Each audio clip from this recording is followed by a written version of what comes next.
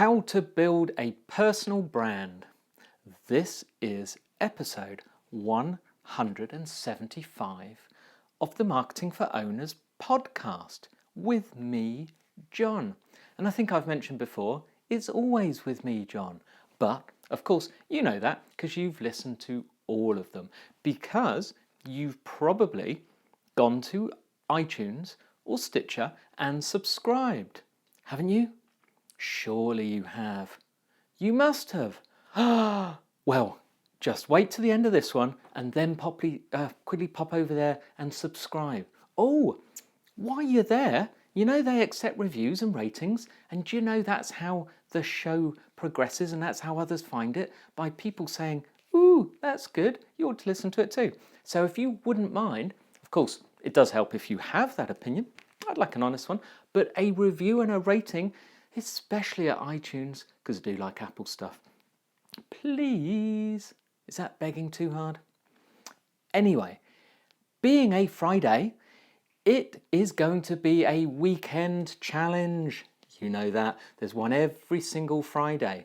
And by the way, FYI, if you go to the lovely marketingforowners.com/podcasts, you will see all the past podcasts, and then you'll notice in the top menu there's a thing that says Great Tools. If you tap on that, mobile or desktop, a little drop down comes down and it's got a listing of all the previous weekend challenges, and there must be a lot, 175 divided by 5 of them. You work it out, I'm busy. So what's today's? Build a personal brand. Now, I've mentioned before, as you know because you've been listening, I'm not a big fan of brand in the term branding like you're thinking like Coca Cola, Nike, etc. Or rather, it's not that I'm not a fan, it's just that that's for them, not for us. We can't do that kind of branding. So when I talk about branding, I'm talking on our level, branding for the rest of us, but we can still do it. Now, branding is how we want to be perceived. We decide on our brand, whether it's personal or for the business, we decide. We don't want our customers or the public to decide for us.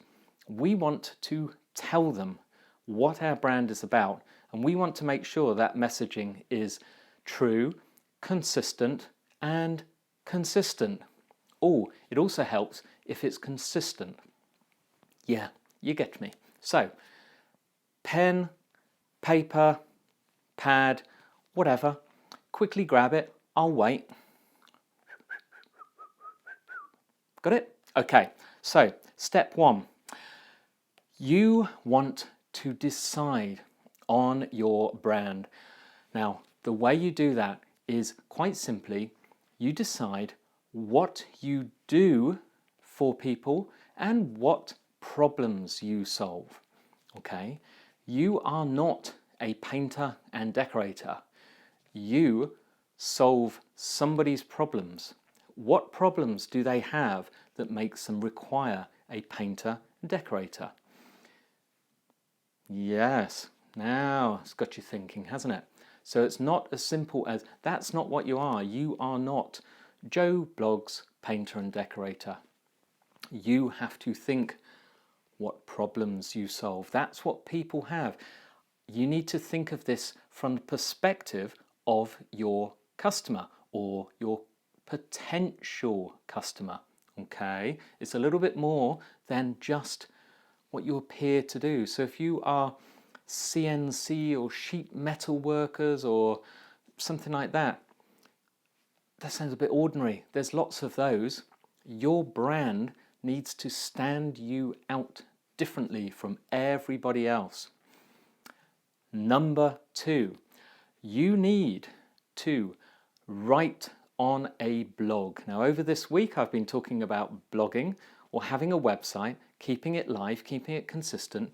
You need to be writing. You need to have somebody else write for you, but you need to be giving out information, and it needs to be controlled by you in the format you decide, in your brand speak, in your brand name, speaking your message, giving the information that you know about for your public. And it needs to be somewhere you control, which is your website.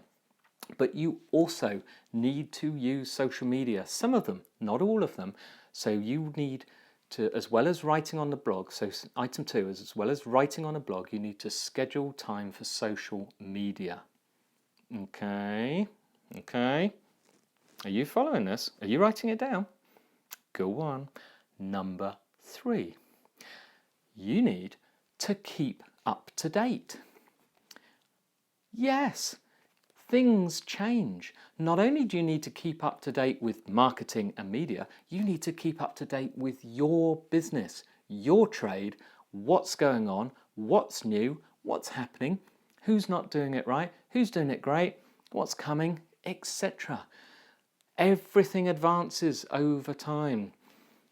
About 20,000 years ago or something, cars consisted of a wheel. They've advanced. You've got to keep up. Bad example probably, but hey, who's counting? So, number 4, create a memorable story. Again, people like stories. Storytelling is advertising through storytelling is going to be passed on with word of mouth. It's easy. Nobody is going to say, oh, Joe, the painter and decorator is great.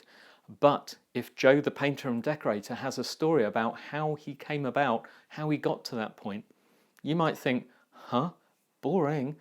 Well, no, you don't need to embellish, don't need to make anything up. Everybody has got a story. Find that story and tell it consistently. People will remember the story, then they'll remember who you are. Yes. Next, speak on stage, even at small local events, and attend networking events and attend conferences. Again, some of you are going to think, but who said building a business is easy?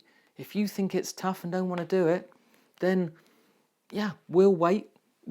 If you don't mind, if you can just leave by the exit over there.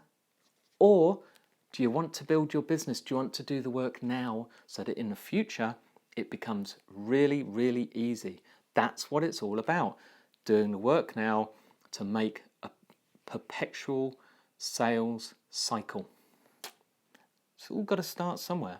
So attend those events, get to know people. You will find that you'll build relationships. Amazingly, once you get to know people who do what you do as well, you'll suddenly start to not think of them as competitors, but you'll find someone so that when you're on holiday or when you're ill or sick, you can say, I can't take on, or you're busy, by the way, another one, will say, I can't take on your work at the moment, but let me give you a number of someone who can. You pass it on to your mate.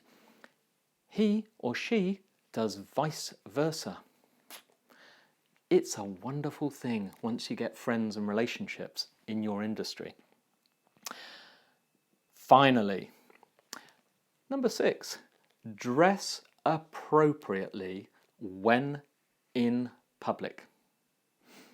You may want to be a lazy whatever. You may want to wear shorts, scruffy t-shirts, and so on. In fact, I go to internet marketing events, and a lot of people dress down because they think, they've got the theory of you can do internet marketing while sitting at home in your pajamas, nobody knows. And then they think that's the way to carry it across.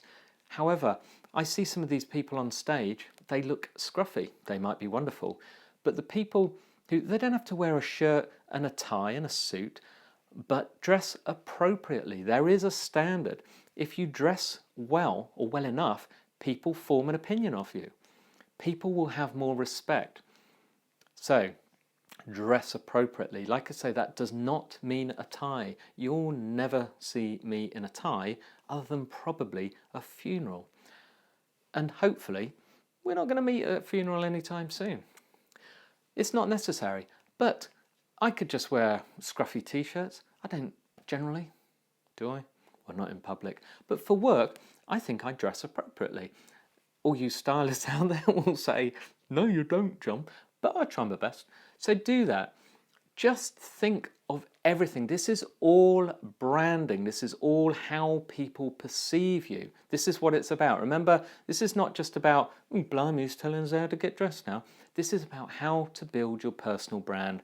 Remember, your brand is how you want people to think of you. If you want people to think you're scruffy, by all means, wear a shorts and a t-shirt to meetings. Then that's what they'll think. However, if you want to have people think you're efficient, good in business, and serious about it, then dress appropriately.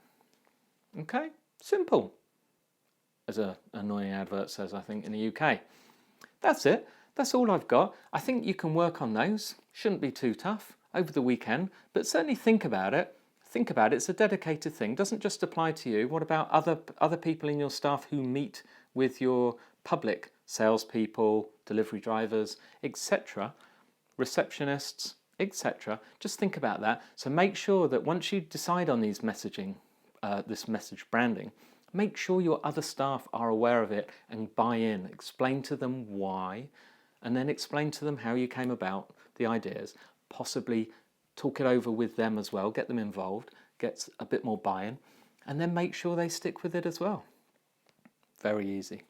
Anyway, that's it. You've heard enough from me. Go have yourself a wonderful weekend, and I will see you on Monday.